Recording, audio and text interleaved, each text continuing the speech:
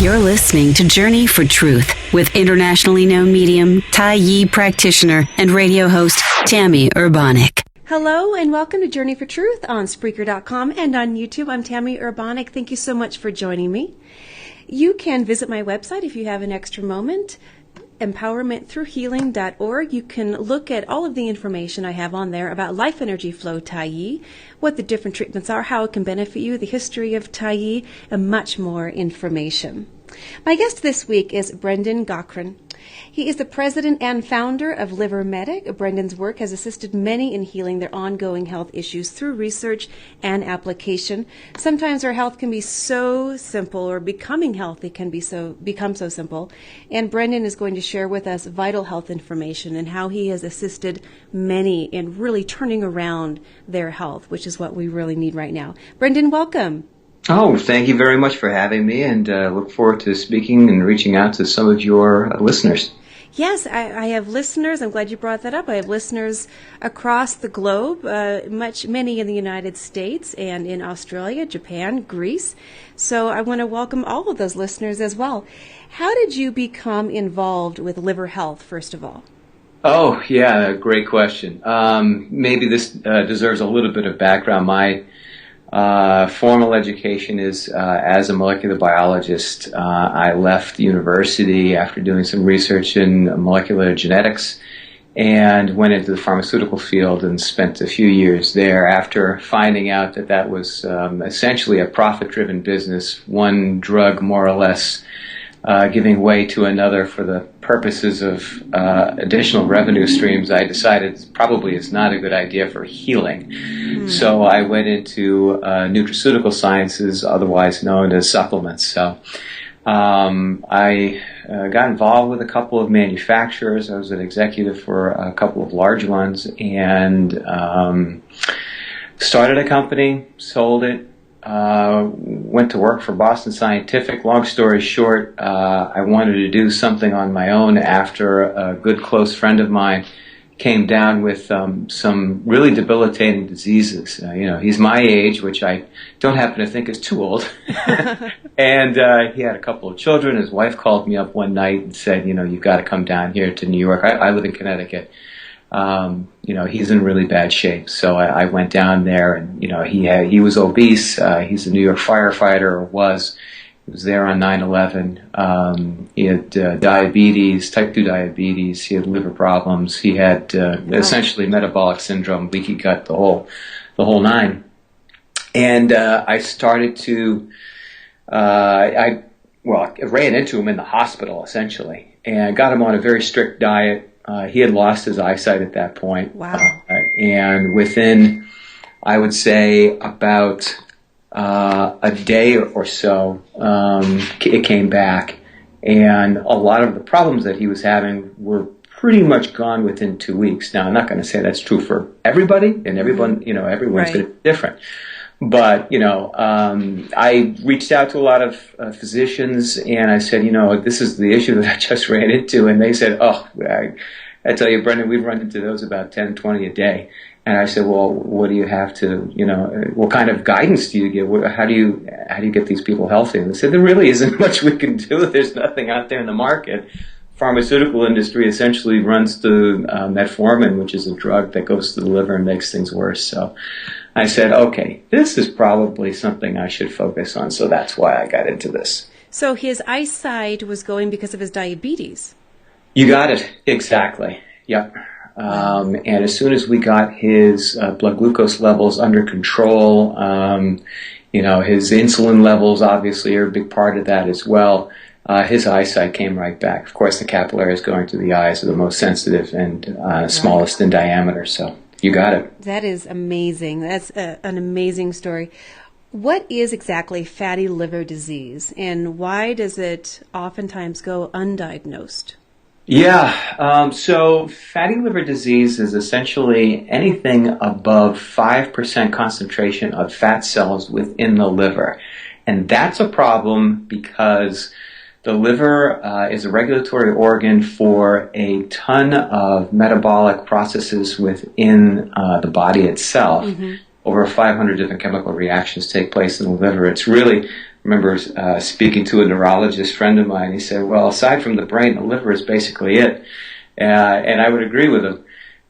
So what happens is with fatty liver, anything above 5% concentration of fat starts to block the blood circulation to a lot of the cells within the liver, especially hepatic cells that are doing all of that good work detoxifying the body. And they start to shrivel up and die and burst. And the problem with it is it's a very difficult thing to diagnose. Oftentimes, physicians don't look for it. People will have trouble regulating their blood glucose levels with type 2 diabetes. That's typically the first sign that people have fatty liver disease, because again, you're impeding the function of the liver, and even though the pancreas is the one that is releasing insulin, the organ that is telling the pancreas to release insulin, and then the organ that is breaking down the insulin, and the organ that is storing much of the sugar in the body is the liver. So if you have blood glucose problems, it is, unless it's type 1 diabetes, it's typically should be focused on the liver for your healing. So yeah, and we can get into how the typical pathology for that is, but we've got 1 in 4 to 1 in 3 people, at least in the U.S., has fatty liver, and it's definitely it's the epidemic is a widespread trend. 75% of this is non-alcoholic fatty liver disease. In decades past, this was alcohol-induced. Right. And obviously the numbers were much lower. We still have alcoholics. We haven't got rid of them, unfortunately. But the problems with liver really are coming to us because of the foods that we are eating, and we can get into that in a bit too. So. Now, you said it is difficult to diagnose. What might be some of the general symptoms that a person would have if they have fatty liver disease, or they're progressing into more advanced stages? Yeah, good question. Certainly if they have any issues with energy, or, we talked about type 2 diabetes, that's an obvious one. Others are problems with digestion, IBS, allergies, that's an easy one. Interesting. Yeah. And I should probably back up a bit. There's sort of a logical sequence to this, and that is individuals who have non-alcoholic fatty liver disease initially start out with leaky gut. So this breakdown in the gut lining that is allowing the passage of toxins through the gut lining is eventually finding its way into the liver, creating this buildup of fat. And so individuals who have problems digesting foods, they feel this leaky gut physically, and the body then has to deal with all these toxins running through its body, and essentially the liver goes into a complex defense mechanism. It's actually very ingenious. So there's 2 phases of detoxification within the liver. Phase 1 is your liver looks at something or other that comes through the body and says, I can take a piece of this off and use it, but the rest of this thing is highly toxic, and I have to, throw it into phase 2, which is the conjugation or detoxification stage. And if it doesn't have the right antioxidants, what the liver does is it takes that and it creates a fat cell, and it puts it into the fat cell, and it says, I can't detoxify this, but I cannot have it roaming around the body destroying things. So this is, for all intents and purposes, storage for later. And oftentimes when people, especially people who have leaky gut and aren't eating correctly, later never comes. And the fat cells multiply, and that's the big problem. Well, and leaky gut, I've been learning a lot about leaky gut, and what I mentioned at the beginning, Life Energy Flow Tai, some of the treatments deal with leaky gut, but for people who are already in the process of working on addressing it. Leaky gut's become an epidemic from what I've been researching. Yeah, absolutely. And, I give lectures to both, the average consumer or individual. And I also give lectures to physicians. And you'd be surprised how many physicians this information is a little bit nuanced.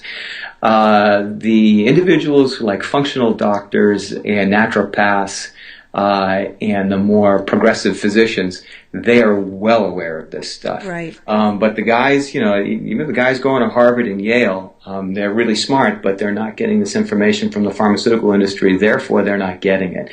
But it is a fast-moving epidemic.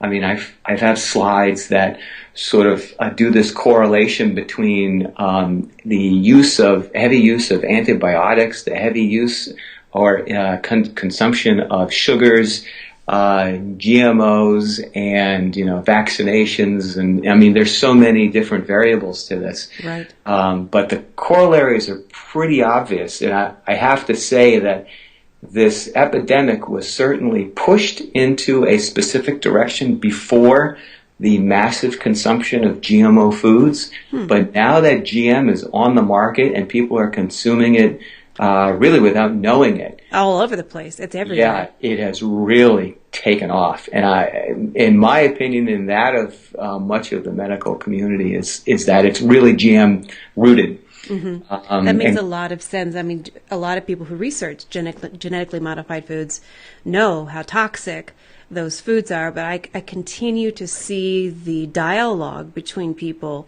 in arguing that point, that genetically modified foods are perfectly healthy, it's good science, on and on and on. And really, the research doesn't show that, except for the research that comes from the same companies who create genetically modified foods. Archer, Daniel Midland, Monsanto. They do their own research. Right, DuPont.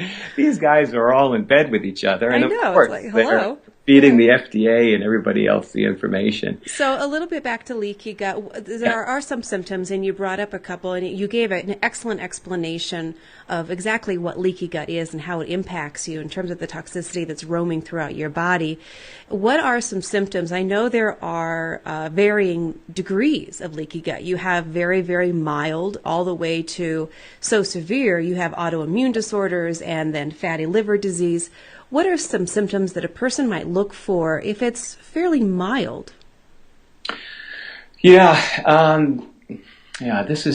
can be a somewhat difficult thing to diagnose. That's for sure. Mm-hmm. But if people have issues with their stool, either constipation or diarrhea, the IBS is a clear one. All of a sudden they become sensitive to foods where they weren't before. Okay. A lot of individuals who eat breads and pastas. Again, the breads and pastas, so for somebody who does a fair amount of travel and goes to Europe, they go ahead and they eat breads and pastas over there. And I say this from experience. I have people who, are Italian, for instance, and they go to Italy on a regular basis, and they say, I don't understand why I can eat breads and pastas over there with no issue, but when I come here, I cannot eat them whatsoever. I become gluten intolerant. Right. And it's because it's the GM stuff. Right. So essentially what's happening is people are taking it, and I don't want to get too far into the molecular genetics of GM because it can be a little bit confusing, especially to somebody who doesn't have a scientific background. Mm-hmm. But that doesn't mean that, don't jump into it. It shouldn't be, one of those off-limit subjects. But when I get into this discussion, I don't really get into the transgenetics of it or the, viral vectors and all that nonsense. Really, all you need to know is that GM means that they've spliced a gene in there to make the plant tolerable to an immense amount of pesticides. And whether or not the science is there for, forget about all of that for a second. They, what happens like in a field of wheat, for instance, with a GM crop, before it wasn't a GM crop, you spray the crop with, a fair amount of pesticide. Right. You'll have other weeds and so forth, and you'll have some bugs, and you sort of have to put up with it. With a GM crop, you douse it with about 10 times as much pesticide as you would before. So the plant is getting a lot more pesticide. than it was previously. And it is in the plant. You cannot wash it off. Right. And one of the myriad of cocktails within the Monsanto's Roundup is glyphosate. And glyphosate is a well-known toxin. There is very little difference between that and, say, Agent Orange on a molecular structure. And it's the same company that gave you Agent Orange. Exactly. I was just about to say that is the same exact company. I think a lot of people who say that GM foods are perfectly safe and we're fine and we're not being poisoned, I don't think that they've gone into the history of Monsanto, which I know is only one of the companies that do the genetically modified seeds, but it's one of the biggest companies. And, absolutely. And yep. They have quite the history going all the way back to very early 20th century, I think even maybe before that. And there's a lot of history there that shows they don't have the integrity and they don't have they're not coming forth with everything, and they're making a lot of money off of their seeds on the backs of the American public. Yeah, absolutely. And I just to stick with glyphosate for just 1 second, and I agree with everything that you just said. Glyphosate, and we're just talking about one chemical within Exactly. Roundup. A lot of the other chemicals we don't even know about because they're patented and they won't release the information. Glyphosate punches holes in the gut, to create leaky gut, and then once in the body, travels to the liver and inhibits a list of very important cytochromes within the liver. Cytochrome P450. That's sort of a category of important cytochromes that help detoxify the body. So it helps to increase toxicity, and then it inhibits your body's ability to remove them once in the body. So the rest of the world has figured this out. They are doing independent research not paid for by Monsanto at Right. universities that are not subsidized by Monsanto, and they're saying, we don't want this. We don't want the seeds. We're banning it. We're labeling it. It's out of here. We just haven't gotten the message. Right.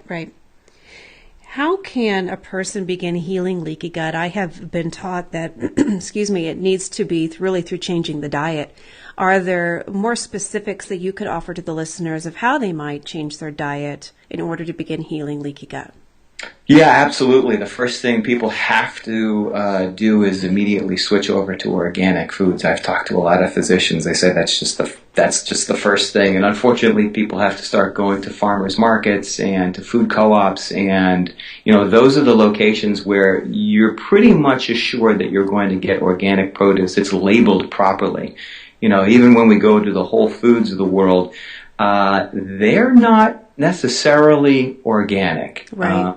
There's a lot of conventional stuff in there, and I've even gone in there and found out that some of the food that's labeled organic isn't.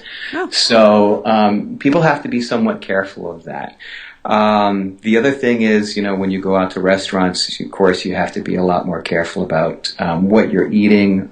Chlorinated water, we want to make sure that we stay away from that because all of these pesticides and non-organic foods have sort of decimated our microbiome, and that there's a very complex social, chemical, biochemical, metabolic communication pathway that takes place in the small intestine between the bacteria that we've inherited, and the small intestine, the epithelial cells. So as bacteria, for instance, will recognize something in the lumen of the stomach or small intestine, sometimes break it down, sometimes not. It'll communicate back to us what's there so that we know, there's a vitamin A there, there's a protein there, and then our bodies will then set up either targets on the lumen side or open up these tight junctions to allow the transfer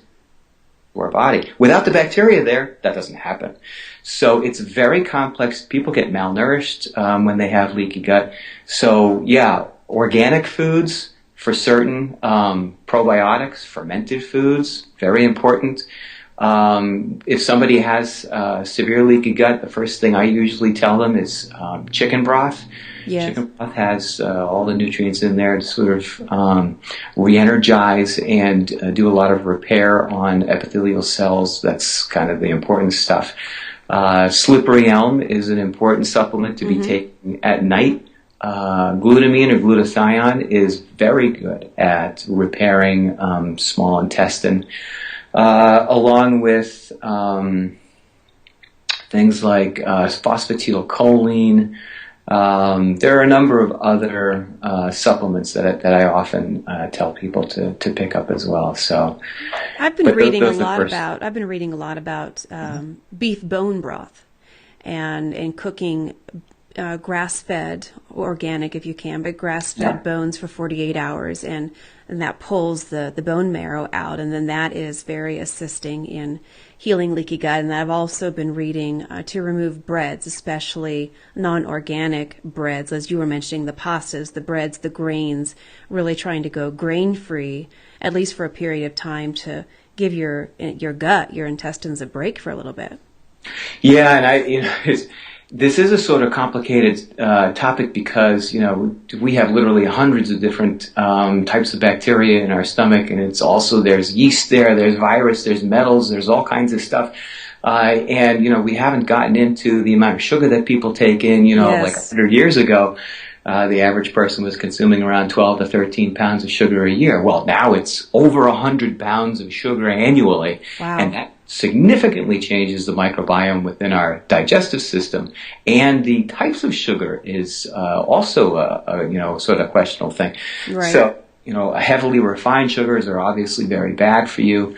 You should stick to honey if you're going to be doing that at all. Now we get into topics, with what kinds of diets should we take? Should we be doing artificial fats? What kinds of fats we should be looking at? Processed sugar, how does that impact everything?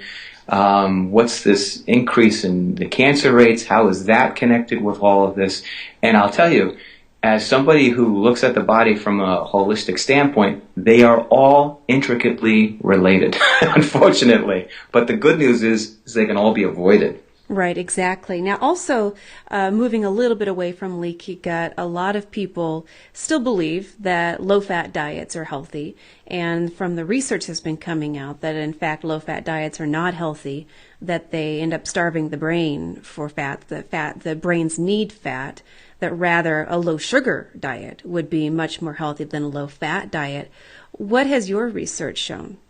Tammy, you hit the nail on the head. Absolutely. Let me dispel this as quickly as I possibly can. So back in the 70s, there was a very faulty piece of research that came out of Europe that lumped in all kinds of fats, a lot of them very unhealthy fats, and did a huge study. And the information was released, and of course everybody came down with all kinds of problems, cardiovascular issues, diabetes, obesity, you name it, it was in there.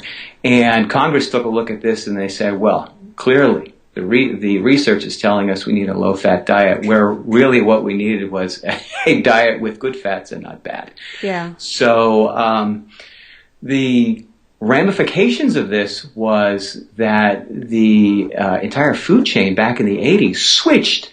So they started to remove healthy fats from the products, and they realized that the products taste like crap. So they've loaded it up with sugars.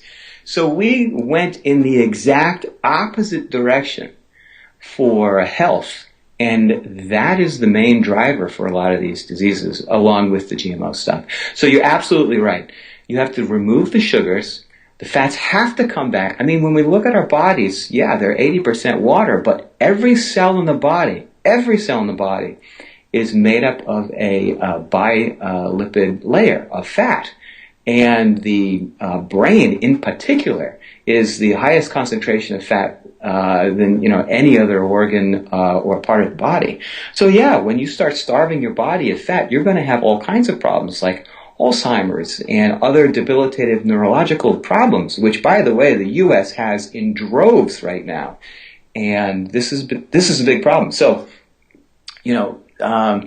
we should be avoiding any synthetics, margarines, canola oil. Oh, that stuff is horrible. Yeah. And when you go out to eat any fried foods, you can buy that stuff, a gallon for $1. So you can bet you're getting it. So it's got to be, avocado, olive oil, butter is good. Coconut oil is the best. That's what I cook with.